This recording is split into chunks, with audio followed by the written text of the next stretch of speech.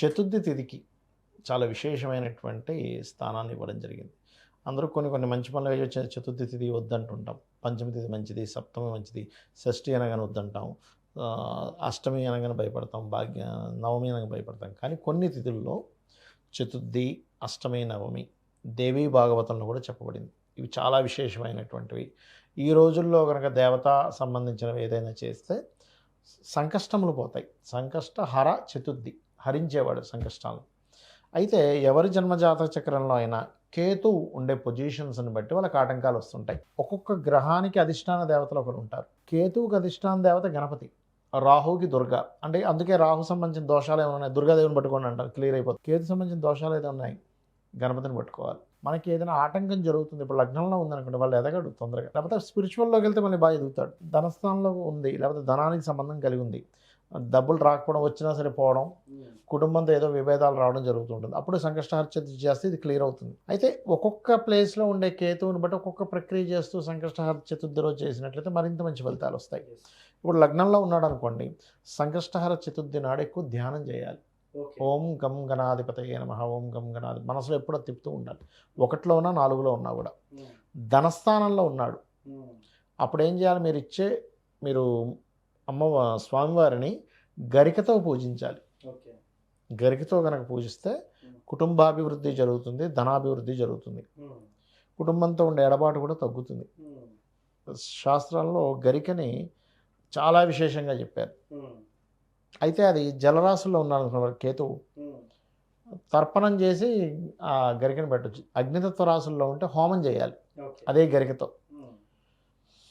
Okay, అలా కాదండి భూతత్వ రాశుల్లో ఉన్నాడు, చక్కగా ఉలవలు దానం ఇస్తే మంచిది సంకష్టహర చతుర్థి నాడు. ఇప్పుడు జలరాశులు అయితే తర్పణము, అగ్నితత్వ రాశులు అయితే అది, భూతత్వ రాశులు అగ్ని, భూ, వాయు, జల, వాయుతత్వ రాశులు ఉన్నాయనుకోండి కేతువు.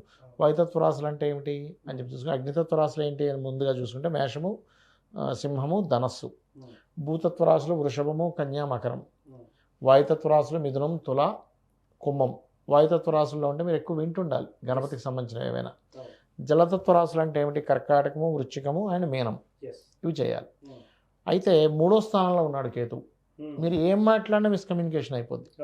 అప్పుడు గణపతిని తలుచుకుంటూ సంకష్టహర చతుర్థి చేస్తే మిస్కమ్యూనికేషన్స్ తగ్గుతాయి, అన్నదమ్ములతో పడకపోవడం జరుగుతుంటుంది కదా.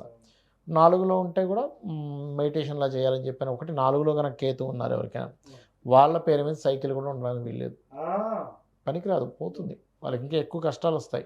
జీవిత భాగస్వామి పేరు మీద, పిల్లల పేరు మీద కొనుక్కోవాలి ఏ ప్రాపర్టీ అయినా, చూపించుకోవాలి. కరెక్ట్.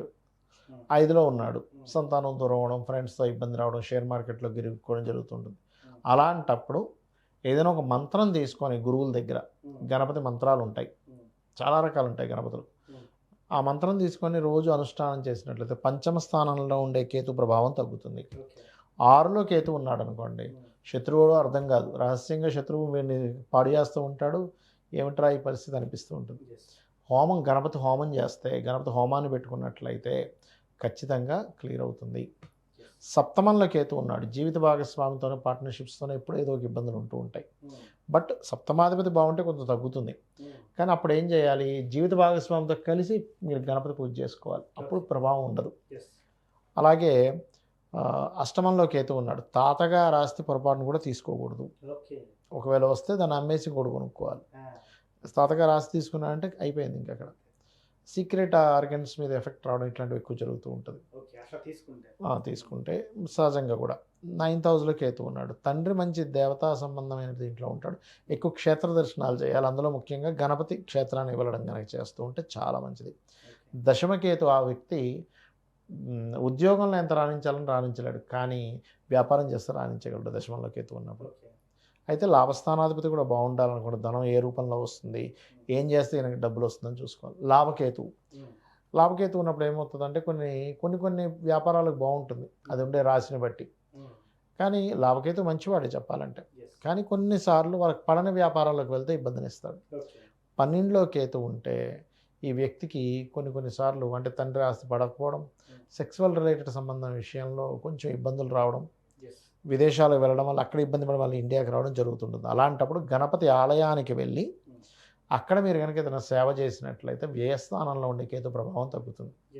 ఇలా 12 భావాల్లో ఉండే కేతువు యొక్క ప్రభావం ఈ రకంగా ఉంటే సంకష్టహార చతుర్థి నాడు నవగ్రహాల్లో కేతుగ్రహం దగ్గర భక్తి శ్రద్ధలతో దీపారాధన చేసి మీరు సంకష్టహార చతుర్థి నాడు గణపతిని భక్తి శ్రద్ధలతో కనుక చేసినట్లయితే పూజాది కార్యక్రమాలు, గణపతి దేనికి కారకుడు అంటే ఆనందానికి కారకుడు అని చెప్తుంది శాస్త్రం. ఆటంకం తొలగిపోతే ఆనందమే కదండి. ఇప్పుడు కరెంటు పోయింది అనుకోండి, సడన్గా వస్తే అమ్మయ్య కరెంట్ వచ్చిందంటాం, శాలరీ పడలేదు అమ్మయ్య శాలరీ పడింది అంటాం. శాలరీ పడలేదు అమ్మ ఓనర్కి రెంట్ కట్టాలి, ఇన్స్టాల్మెంట్లు కట్టాలి, ఎందులో శాలరీ పడలేదు అనగానే వెంటనే టింగ్ మెసేజ్ వచ్చింది, అమ్మాయి ఆనందం పడింది. అంటే ఏంటి, మీకు ఏదైతే ఆటంకం అవుతుందో, దేని గురించి అయితే ఇబ్బంది పడుతున్నారో దాన్ని తొలగించేటువంటి గణపతి వాటిని తొలగించగలుగుతాడు. అది సో ముఖ్యంగా సంకటహర చతుర్థి రోజు ఇవి చేస్తూ ఒక మంత్రం ఉంటుంది. ఇప్పుడు మనం గురువు గారి దగ్గర తీసుకున్నాము, అది వేరు. ఓం కామేశ్వర ముఖాలోక కల్పిత శ్రీ గణేశ్వర, ఈ నామాన్ని చేస్తే గణపతి మాత్రమే కాకుండా పార్వతీ పరమేశ్వరుల యొక్క అనుగ్రహం కూడా కలుగుతుంది.